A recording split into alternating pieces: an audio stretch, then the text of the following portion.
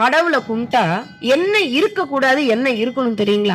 கடவுளை கும்புறவங்களுக்கு என்ன இருக்கக்கூடாது? ஆணவம் இருக்கக்கூடாது. அப்புறம் கோபம் இருக்கக்கூடாது. அப்புறம் ஆணவம் இருக்கக்கூடாது, கோபம் இருக்கக்கூடாது, பேராசை இருக்கக்கூடாது. அப்புறம் பயம் இருக்கக்கூடாது. கடவுளை வணங்குறோம்னா என்ன இருக்கக்கூடாது? நம்பிக்கையின் அடையாளம் என்ன தெரியுங்களா?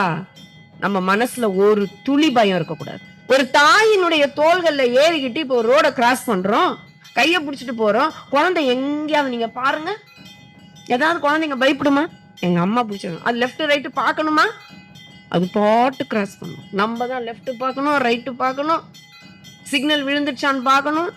ஆனா அந்த தாயினுடைய கைகளிலோ இல்ல அந்த குழந்தையினுடைய வயதுக்கு ஏத்த மாதிரி தோல்ல தூக்கிட்டு போ, அதுக்கு ஒண்ணுமே தூங்கிட்டு கிராஸ் பண்ணும். அந்த பயமற்ற தன்மைக்கு தாங்க கடவுள் வர்றாரு. மேலும் மேலும் பயத்தை கொடுக்கறது இல்ல கடவுள். கடவுளுக்கு இது பண்ணலாம், இது போடும், கடவுளுக்கு அது. ஐயோ, பயமற்ற